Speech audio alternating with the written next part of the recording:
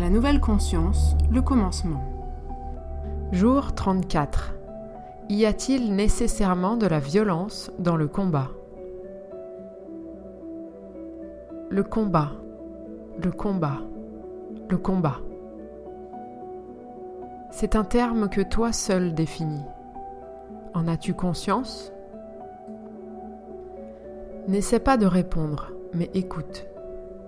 Écoute ce qu'il se passe en toi lorsque je te demande « Qu'entends-tu par un combat ?» Si tu penses à un affrontement violent, la réponse est bien dans ta question. Si tu penses en revanche à un combat, au sens de quelque chose pourquoi tu te lèves et tu te soulèves, tu ne veux pas te soumettre à une idée contre laquelle tu veux te battre pour défendre tes idées à toi. C'est bien un combat, mais dans le fond, c'est un combat d'idées. Des idées peuvent-elles être violentes ? Si tu penses pouvoir ressentir la violence d'un missile à l'idée de quelqu'un qui te lance quelque chose à la figure, alors peut-être que ce combat d'idées peut inclure une certaine violence à tes yeux. Mais si tu te bats pour tes idées, dans une paisible énergie pacificatrice, alors il n'y a pas de violence dans ce que tu exprimes. À moins que tu tentes inconsciemment ou consciemment de détruire les idées de l'autre, de détruire quelque chose chez l'autre. Si tu veux détruire, le fais-tu avec amour et avec douceur ? Ou le fais-tu avec l'envie de démolir et de violenter suffisamment fort pour que quelque chose se brise ? Est-ce que la violence est nécessaire dans un combat de transition ? Je vois où tu veux en venir. Il est question de changement ici. Tu envisages un combat de grand changement, comme une grande transition. La violence ici est souvent perçue dans la résistance à ce changement.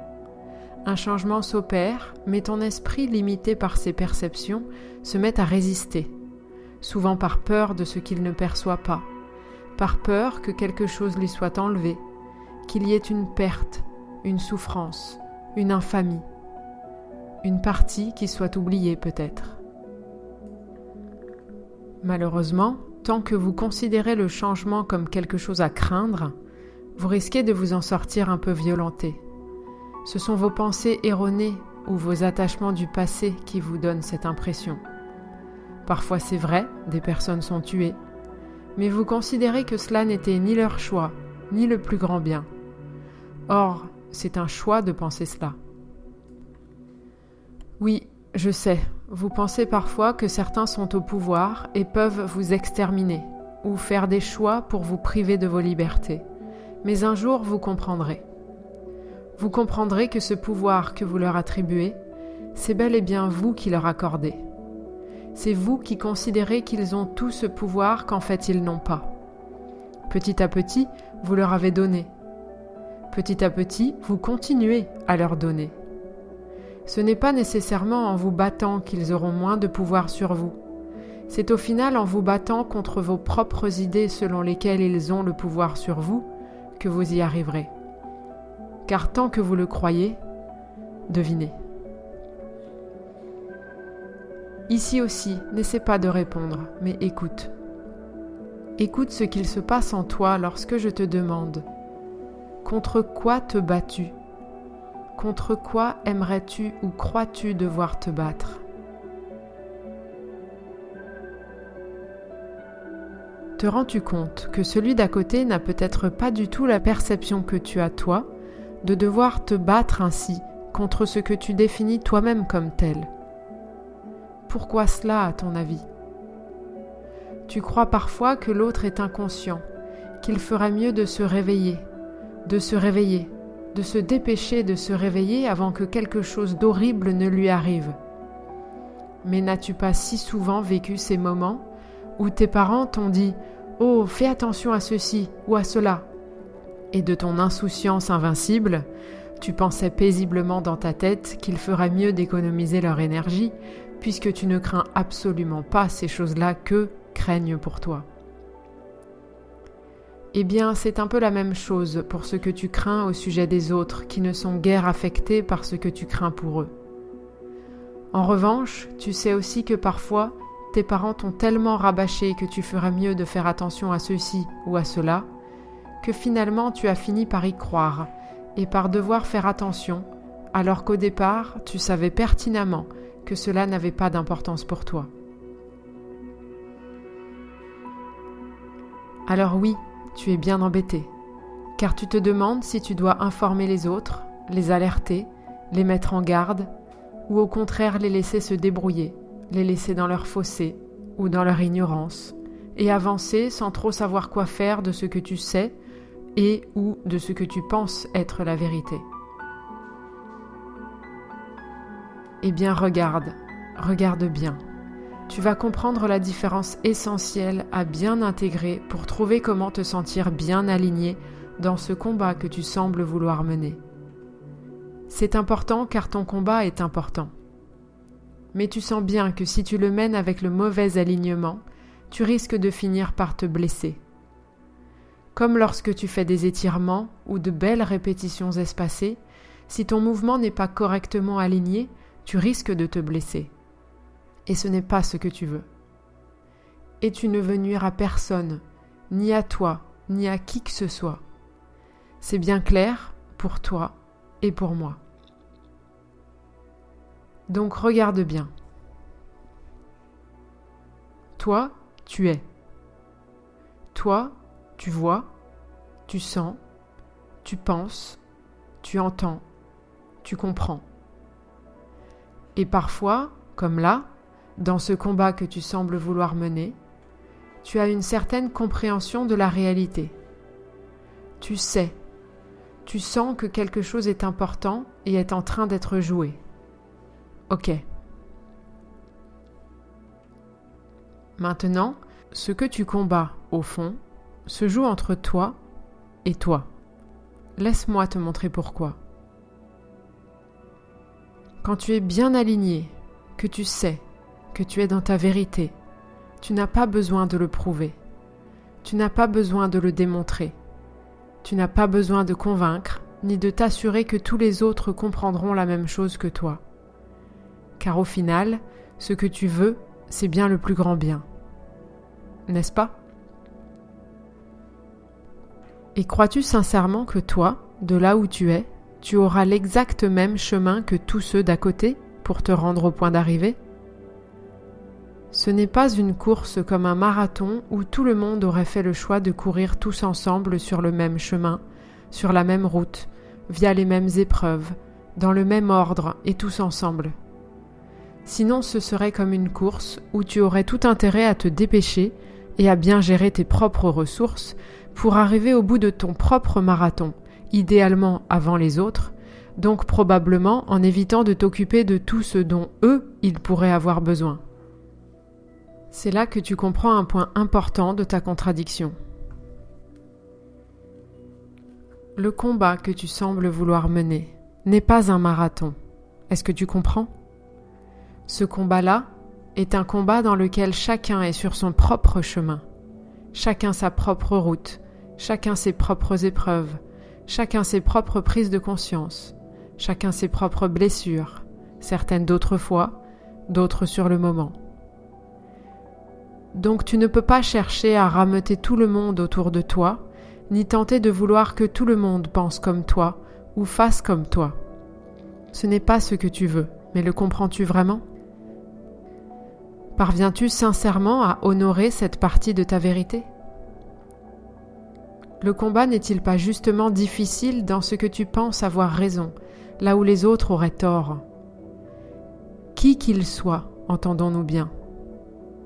Ceux que tu penses par exemple être les méchants sont eux aussi sur un chemin d'évolution. Il ne peut en être autrement. Sinon, pourquoi seraient-ils là ? Tu crois sincèrement que s'ils avaient le pouvoir de te manipuler, tu serais là en train de les importuner ? Ils sont dans un combat, eux aussi, dans un combat contre leurs propres croyances erronées. Et tu es là non pas pour les combattre, mais bien plutôt pour les aider. Ah, mais attention, je t'entends déjà bondir de ta chaise en voulant jouer les héros et retomber immédiatement dans la violence de ton combat, qui serait un autre combat, mais qui te donnerait l'impression ou même l'illusion d'exister. Ce qui est violent, c'est de penser que ce n'est pas approprié. Tu dois juste être et avoir foi en les autres et en leur capacité de trouver leur vérité.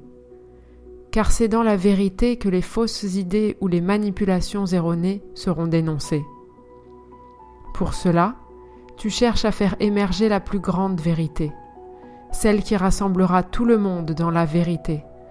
Et pour cela, tu ne veux pas leur imposer ta vérité, mais tu souhaites sincèrement qu'ils trouvent la leur.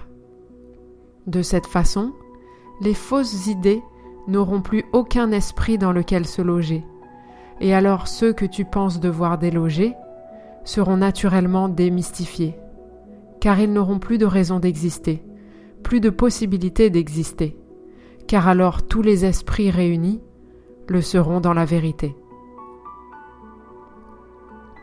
Tu dois juste être et avoir foi en l'humanité. C'est là que tu retrouveras ta vérité. Et c'est dans ta vérité que tu attireras autour de toi tous ceux qui ont soif de vérité et qui voudront s'inspirer du chemin que toi tu as commencé. Et dans cette énergie, en restant toi-même bien aligné, tu leur montres le chemin de leur propre alignement, de leur propre vérité. Et c'est ainsi que le combat sera mené, mais pas dans la violence que tu pensais initialement, du moins pas pour toi, ni pour ceux que tu serais amené à accompagner. Car dans cet alignement, ce n'est pas de la violence qui en ressort, mais justement une libération de toute la violence intérieure basée sur les horreurs du passé et tous les attachements erronés. Ce combat devient une communion dans une recherche de vérité et dans l'émergence de cette vérité. Oh oui, le passage sera peut-être difficile pour tous ceux qui résisteront à tout ce qui va s'avérer nécessaire pour faire passer l'humanité au travers de cette étape de transformation. Mais toi, que veux-tu dans le fond ? Veux-tu combattre ? Penses-tu devoir combattre ? Ou préfères-tu faire émerger la vérité ? Penses-tu devoir te battre pour ça ? Crois-tu qu'il faille se battre ensemble, livrer bataille ? Contre quoi ? Contre le mensonge ? As-tu remarqué comme il est facile de simplement dire la vérité ? Et comme parfois c'est difficile quand on a d'abord dit un mensonge ou que l'on n'a pas osé dire la vérité. On se retrouve alors dans une lutte intérieure, faite de craintes ou autres appréhensions. Que va penser l'autre de moi ? Vais-je perdre son amitié ? Vais-je être disputé ? Vais-je devoir m'en aller ? Rends-toi compte à quel point ceux qui se sont trompés sont en souffrance, eux les premiers. Retrouve ton amour et ta compassion, ce seront tes meilleures armes pour un combat dans lequel tu souhaites faire émerger la vérité. Car si tu fondes un combat sur la vengeance ou sur l'envie de détrôner, c'est la haine et la rancune qui te motivent et te font avancer. Mais dans ce cas, c'est ce que tu trouveras de l'autre côté. Que veux-tu trouver de l'autre côté ? Que veux-tu trouver de l'autre côté ? Que veux-tu trouver de l'autre côté ? Quel que soit ce que tu veux trouver de l'autre côté, c'est bien cela qui doit te motiver à avancer. Trouver ton alignement et tu trouveras la perfection de ton combat. Il sera fait de la plus pure et merveilleuse des intentions. Et c'est là que tu auras en plus le bénéfice de ton aboutissement. Car tu auras trouvé en toi ce que tu souhaites obtenir et atteindre à l'extérieur de toi. Et c'est ainsi que tu seras vraiment toi-même, aligné dans ta vérité. c'est de là, depuis ce point d'alignement parfait, que tu rayonneras et que les autres te verront non seulement tel que tu es, mais en plus ils verront la pertinence de ton point de vue, car ils seront éclairés de ta propre lumière, pour regarder dans la direction que tu leur suggères.